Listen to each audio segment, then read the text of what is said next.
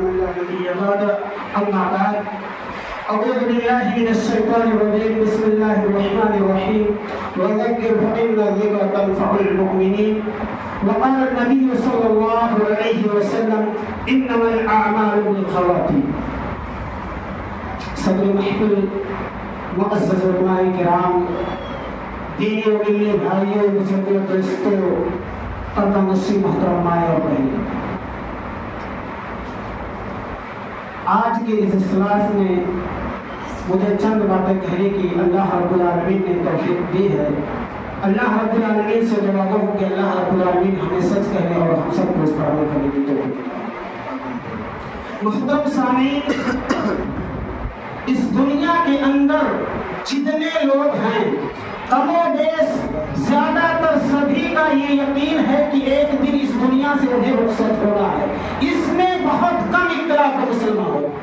سب کو یقین ہے۔ الگ بات ہے کہ کوئی کہتا ہے کہ روح الگ ہو گئی، کوئی پردہ ہو گیا، وہ الگ الگ طریقے سے اپنے آپ کو سمجھتے ہیں کہ موت ہوئی ہے، لیکن اس بات پر سب کا یقین ہے کہ اس دنیا کے اندر آئے ہیں تو جانا ہے، اس سے چھٹکارا اور مفر نہیں ہے مسلمان۔ لیکن اصل بات یہ ہے، ہم اہل ایمان، ہم مسلمان، ہم اللہ اور رسول کا ہو کر دعویٰ کرنے والے لوگ یہ کہتے ہیں کہ ہمیں دنیا سے جانا ہے، وہاں حساب و کتاب ہونا ہے، اور ہمیں ہمارے اعمالوں کے حساب سے اللہ رب العالمین ہمیں جنت و جہنم ہمارے حق میں فیصلہ کرائے گا۔ لیکن ہم اپنے عملوں کے سلسلے میں، اپنے عملوں کے بارے میں متحیر نہیں ہے مسلمانوں۔ ہر انسان کو اس دنیا کے اندر جو آیا ہے، زندگی میں جو بھی کیا، کتنی نمازیں پڑھی، کتنے روزے رکھے، کتنے صدقہ و خیرات کیے، چاہے وہ چوری کی، ڈکیتی کی، زنا کی، بدکاری کی، سود خوری کی، ریا کی، مکاری کی، اس سے کچھ سروکار نہیں ہوگا۔ اگر سروکار ہوگا اور اصل معاملہ ہوگا تو اس کا آخری لمحہ کس پر گزرا، اس کا آخری معاملات کس پر گزرا، اس دنیا سے وہ جب گیا تو اس کا آخری معاملات کیا تھا۔ انما الاعمال بالخواتیم، انسان کے پورے زندگی کا عملوں کا دار و مدار اس کے خاتمے پر ہونا ہے۔ توحید پر مرا، شرک پر مرا، ایمان پر مرا، کفر پر مرا، ریا پر مرا، نفاق پر مرا، نیک ہو کر مرا، برا ہو کر مرا، اس پر اس کا معاملہ کیا ہوگا مسلمان۔ اس لیے آج ہم مطمئن ہیں مسلمان گھر میں پیدا ہو گئے، الحمدللہ، اچھی بات ہے، اس میں کوئی کباہت نہیں ہے، لیکن آج بس ہم اسی پر مطمئن ہیں کہ مسلمان ہیں تو جنت ہمارے ابا کی ہے۔ عمل کے سلسلے میں ہمیں فکر نہیں ہے، اکثریت بے عمل ہے، اور جو تھوڑے بہت عمل کر رہے ہیں مسلمانوں تو انہیں خواتین عمل، اپنے زندگی کے آخری اعمال کی فکر بالکل نہیں ہے۔ ایسے سمجھو مسلمانوں، ایک بچہ سال بھر امتحان کی پڑھائی کرتا ہے، سال بھر محنت سے کرتا ہے پڑھائی، لیکن جب اس کا ایگزام آتا ہے، امتحان آتا ہے، اس میں محنت نہ کرے، فیل ہو جائے، دنیا اسے فیل ہی سمجھے گی۔ اور ایک بچہ کچھ بھی نہیں پڑھتا تھا، دنوں رات شرارت میں مبتلا تھا، لیکن امتحان کے مابین اس کی اہمیت کو سمجھا، امتحان کے آخری وقت کے لمحات کو وہ سمجھا، اور اس میں خوب محنت کر لی، اس کو اچھے سے پڑھائی کر لی اپنی کتابوں کی، اچھے نمبرات سے پاس ہو گیا۔ وہ سال بھر محنت کرنے والا ضائع و برباد ہے، دنیا بھی ضائع و برباد سمجھے گی، اسے ضائع و بربادی کا ٹکٹ بھی ملے گا، سرٹیفکیٹ بھی ملے گا، لیکن یہ جو بچہ سال بھر کچھ نہیں محنت کرتا تھا، شرارت میں اپنی زندگی بسر کرتا تھا، لیکن جب امتحان کا وقت قریب آیا، اسے احساس ہوا، اس وقت محنت کر لیا اور کامیاب ہو گیا، دنیا اسی کو کامیاب ہے۔ تمہاری زندگی کس طرح گزر رہی ہے، اس سے کچھ اللہ رب العالمین کو سرکار نہیں ہے۔ تمہارا خاتمہ کس پر ہو رہا ہے، اسی پر اللہ رب العالمین فیصلہ کرے۔ یہی وجہ ہے کہ اللہ کے نبی اکرم صلی اللہ علیہ وسلم نے فرمایا، یبعث کل عبد علی ما مات علیہ، ہر بندہ اسی پر اٹھایا جائے گا، اسی ایمان اور عقیدے کے ساتھ جس ایمان اور عقیدے پر اس کی وفات ہوئی۔ گویا یہاں سوچنے اور سمجھنے کی بات یہ ہے کہ اگر آج ہمارے پاس عقیدہ ہے، ایمان ہے، توحید ہے، شرک سے پاک ہے، نفاق سے پاک ہے، ریاکاری سے پاک ہے، برائی سے پاک ہے، یہ ضروری نہیں ہے کہ ہماری زندگی کے آخری لمحات میں بھی یہی مسئلہ ہو۔ اس کا کوئی ٹھیکہ نہیں لے سکتا ہے، اس کا کوئی ذمہ داری نہیں لے سکتا ہے اس دنیا کے کہ اس کی زندگی کے آخری لمحات بھی اسی پر گزرے۔ اللہ کے نبی اکرم صلی اللہ علیہ وسلم کے دور میں ایک شخص اونٹ پر سوار ہو کر حج کر رہا ہے، مقام عرفات میں ہے، اللہ کے رسول صلی اللہ علیہ وسلم کے دور میں ہے، اونٹ سے گر جاتا ہے، اس کے گلے کی ہڈی ٹوٹ جاتی ہے اور وہی اس کے وفات اور شہید ہونے کا باعث ہوتا ہے۔ اللہ کے نبی اکرم صلی اللہ علیہ وسلم فرماتے ہیں اغسلوه بماء وسدر وكفنوه في ثوبه ولا تخمروا راسه في روائد وجهه فإن الله يبعث يوم القيامة ملبيا کہ اس شخص کو بیری کے درخت کے ذریعے غسل دے دو،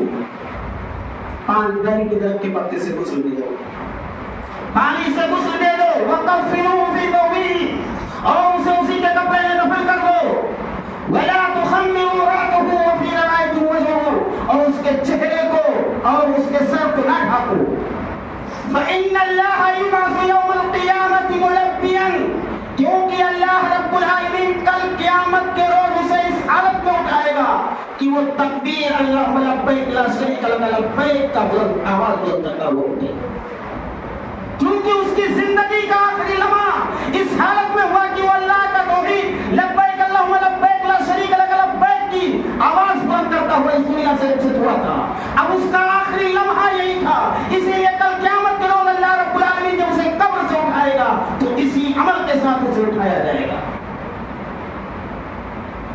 محترم سامعین، اب دو ایک واقعے سے ہم سمجھ لیتے ہیں کہ پوری زندگی نیکیاں کی لوگوں نے، آخری لمحات نہیں اچھے تھے، جہنمی ہو گئے، اور پوری زندگی کچھ نہیں نیکی کیا، صرف برائیاں زندگی میں، آخری لمحات اچھا ہوا، اللہ رب العالمین کی جنت ان کے نام ہو گئی۔ عبید اللہ بن حفص یہ ام حبیبہ رضی اللہ تعالیٰ عنہ کے شوہر ہیں، انہیں بڑی فضیلت اور مرتبہ حاصل تھی، یہ ان لوگوں میں سے تھے کہ ہجرت بھی انہیں نصیب ہوئی اور اسلام بھی نصیب ہوا،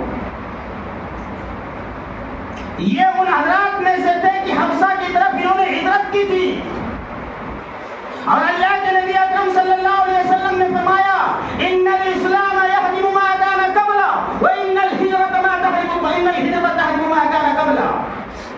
کہ اسلام ایک ایسی چیز ہے کہ انسان جب دائرہ اسلام میں داخل ہوتا ہے لا الہ الا اللہ کا اقرار کر کے تو اللہ رب العالمین اس کے ماقبل جتنی بھی گناہ ہیں سب بخش دیتا ہے،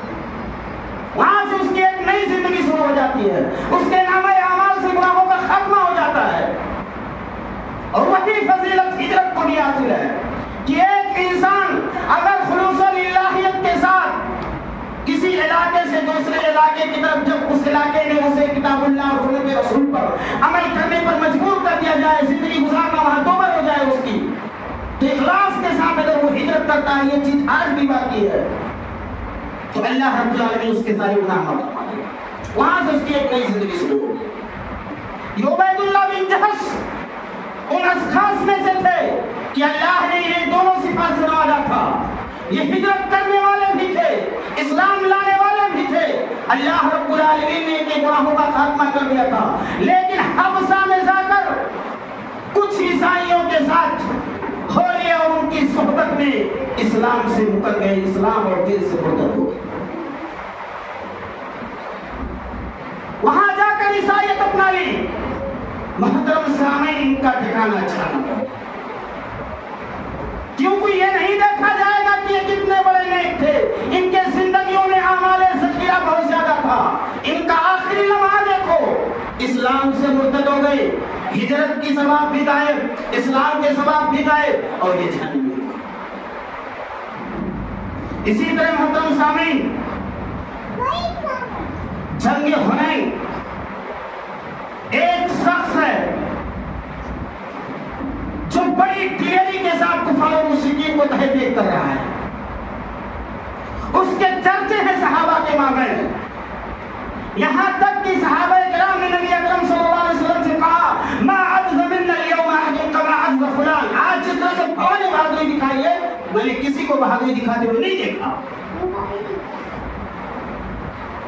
اللہ کے رسول صلی اللہ علیہ وسلم نے کہا اما انہ من اہل النار، جس کا تم حسن کا تذکرہ کر رہے تھے، ابھی اچھائیوں کا تذکرہ کر رہے تھے کہ بہت بڑا بہادر تھا، کفار و مشرکین کو تحت کر رہا تھا، بڑی جمع فسانی کے ساتھ لڑ رہا تھا، جہاد کر رہا تھا، لیکن میرا گمان ہے نبی اکرم صلی اللہ علیہ وسلم کرے وہ جہنمی ہے۔ لوگوں کو یہ بات اجنبیت محسوس ہوئی کہ اللہ کے رسول اسے جہنمی کہہ رہے ہیں، اور ہم نے دیکھا کہ وہ بڑی بہادری سے جہاد کر رہا ہے۔ ایک صحابی اس شخص کے ساتھ ہوگی کہ اللہ کے رسول نے کہا تو کوئی مصلحت کوئی حکمت ہوگی، وہ شخص جہاد کر رہا ہے، جہاد کرتے کرتے اسے ایک زخم پہنچتی ہے، تیر لگتی ہے، اور وہ زخم کی شدت کو برداشت نہیں کر پاتا، بالآخر لمحہ یہ آتا ہے کہ اپنے تلوار کے دشتے کو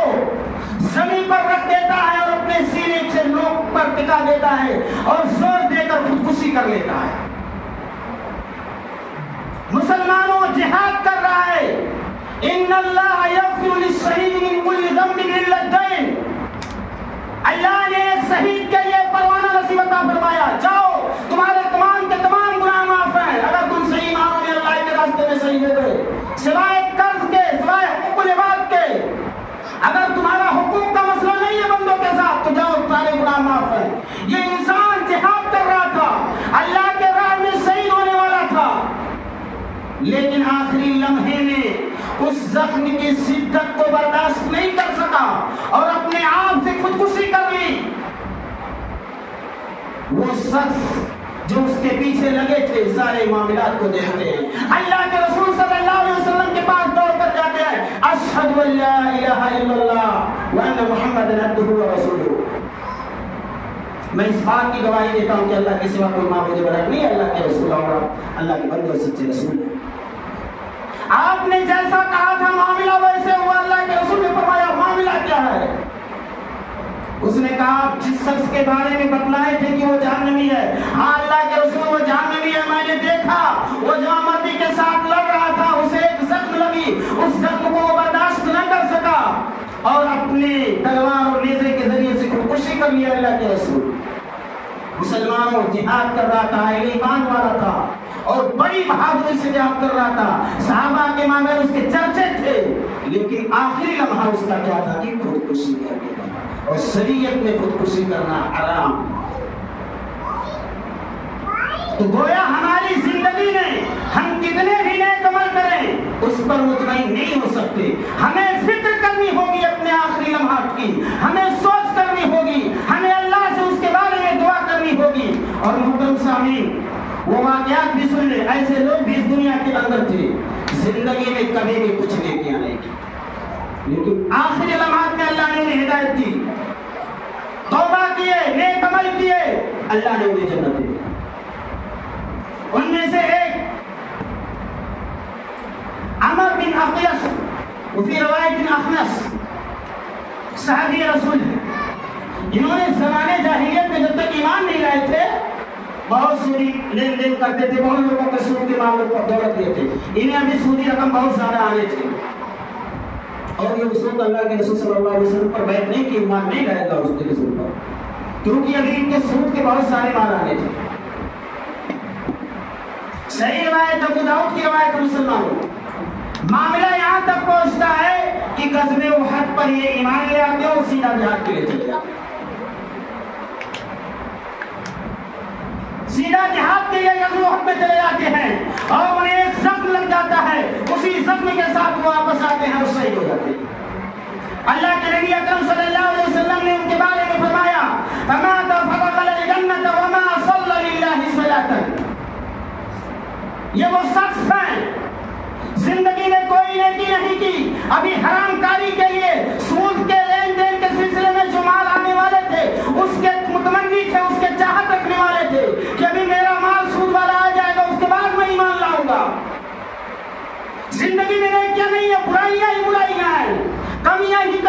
خامیاں ہی خامیاں ہیں،